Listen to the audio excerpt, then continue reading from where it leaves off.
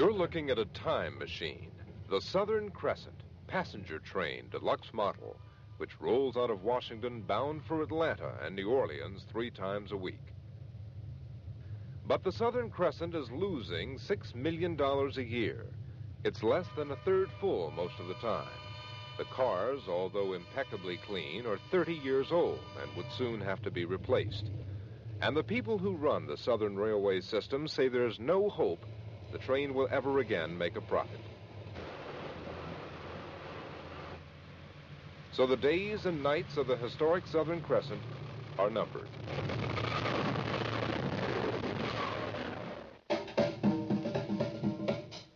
Under various names, the train has been carrying passengers since the early 1800s. First only in the South, then about the time of the Civil War, both North and South.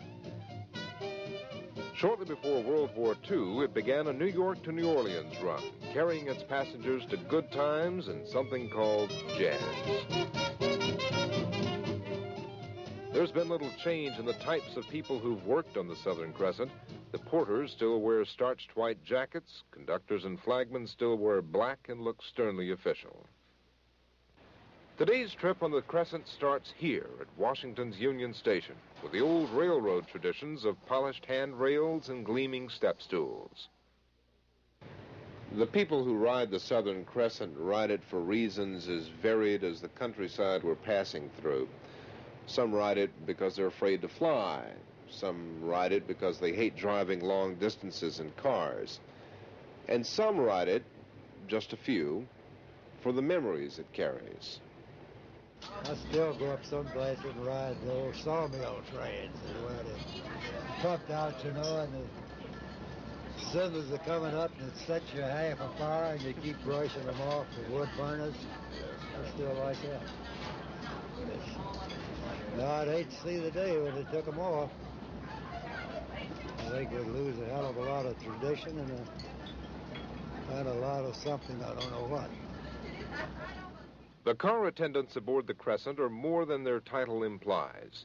They'll tell you the best places to eat in Atlanta or the best place to hear jazz in New Orleans. They'll tell your kids a bedtime story. They'll pick up your shoes at night and return them shined in the morning.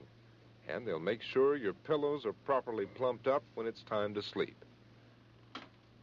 But sleep may be difficult because of the fascination of watching 100 hometowns pass in the night. Dawn in the North Georgia mountains as the train rolls on toward Atlanta.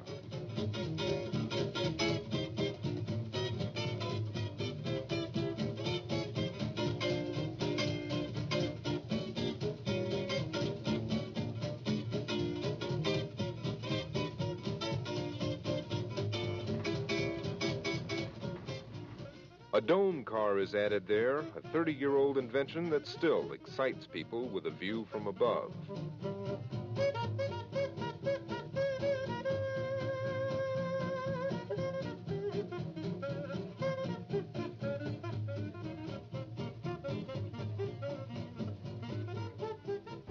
But there's an added benefit. One passenger told me a little earlier on this trip that seeing America like this, from a train, is unlike any other experience. He said it's like seeing America when its back is turned. And then there's the food. Unlike any other train in the country, the meals on the Crescent are cooked on the train by people who've done it for decades. And it's served on a table dressed with heavy linen, real silver, and fresh flowers in a cut glass vase. At each stop, changes are made. In crews, in freight, in passengers. Roundhouse foreman Perry calling the engineer on number 1 for Reading, Mississippi. This is engineer on number 1, over. This is roundhouse foreman Perry, and we're fueled and ready to go. Fueled and ready to go. Number 1 leaving.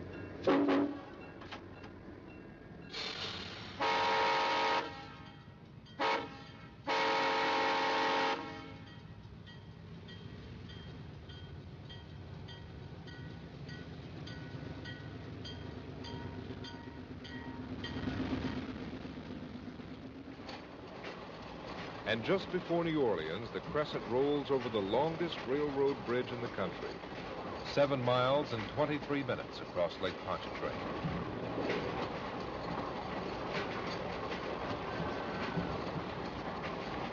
A ride on the Crescent is a fading reality being replaced by the harsher facts of operating costs and profit.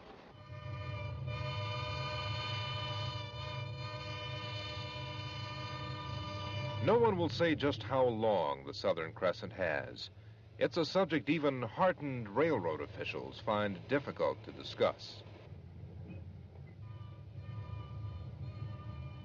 The Southern Crescent, passenger train deluxe model. It's more than endangered. It is soon and finally to disappear. Jackson Bain, NBC News, aboard the Southern Crescent.